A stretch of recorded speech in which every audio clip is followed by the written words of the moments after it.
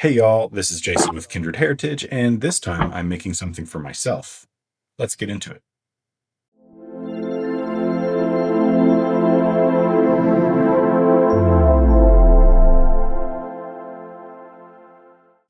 A few years ago, I made this EDC wallet that holds everything that I carry on a day-to-day basis. It holds my knife, pen, flashlight, keys, and headphones. I love how simple it is, and it's patinaed beautifully. Unfortunately, my headphones recently stopped working and they are no longer sold. Luckily, my wife bought me a new pair for my birthday. The only problem is that they don't fit in this old wallet. So it's time for an upgrade. And while I have an idea how most of this will come together based on the previous version, I'll make up some of it as I go and try a few new techniques along the way.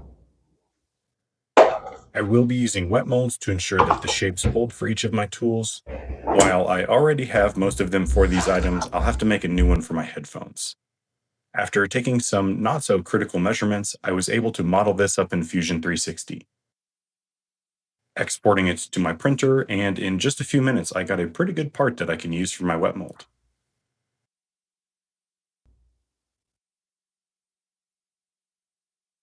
Most of the pieces of this project are simple rectangles cut to 2 or 2.5 inches wide.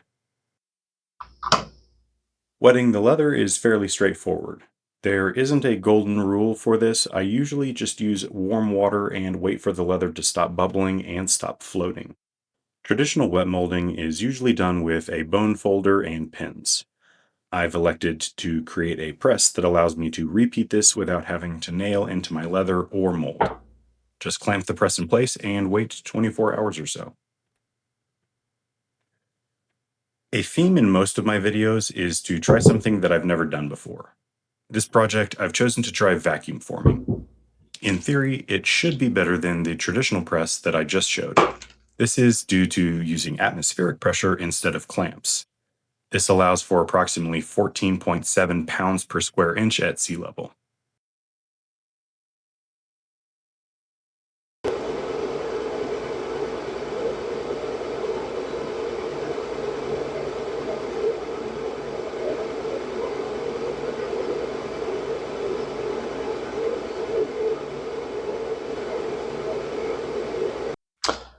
Well, that didn't work. Not because of the idea, but because of the tools that I used.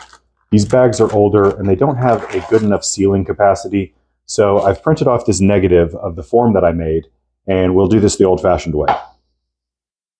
A new vacuum sealer machine is probably in my future, as this was actually a test for an upcoming commission.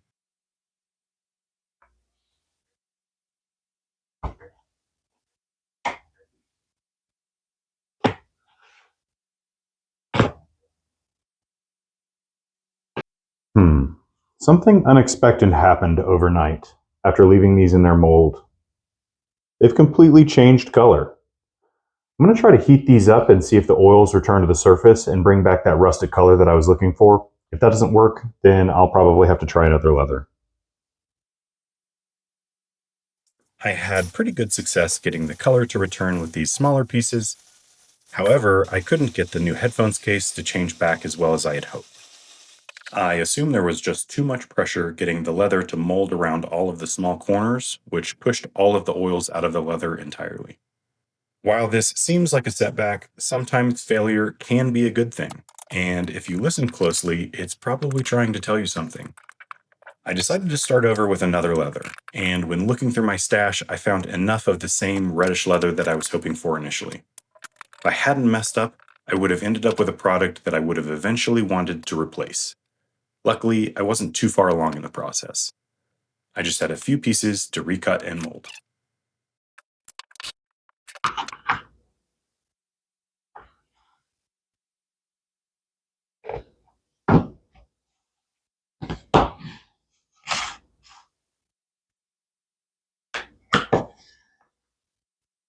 After remolding the new pieces, I trimmed all of the edges to allow for a 1/8 inch stitch line.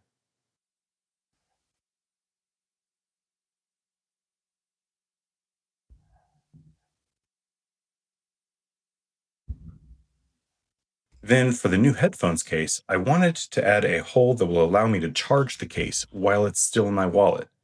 That way, I'm even less likely to lose them. The easiest way to locate that hole was to press the headphones case right into the leather and mark where the holes should go.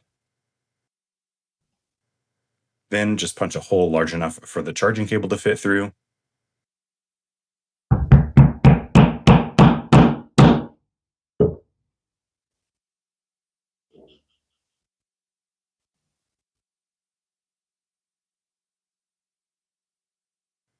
And lastly, cut one side open so I can slide the headphones into the wallet.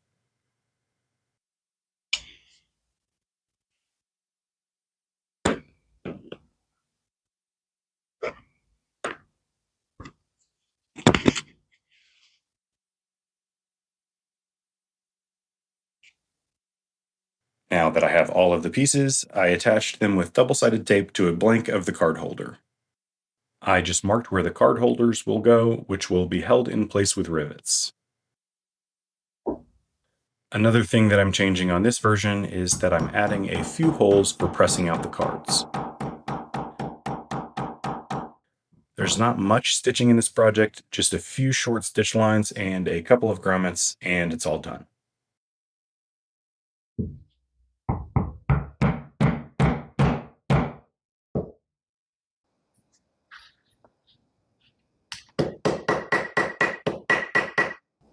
And here's the finished product a few months later. I love that I can charge my headphones while they're still in the wallet, which is a nice new feature. I've used this daily and the holders fit perfectly. I've added a hidden money clip for those rare occasions that I do need to carry some cash. Let me know what you think below. And if you're interested in having a custom product made for your needs, check out my website at kindredheritage.myshopify.com. It may just be featured here on YouTube. Anyways, thanks for watching, and until next time, get out in the shop and try something new.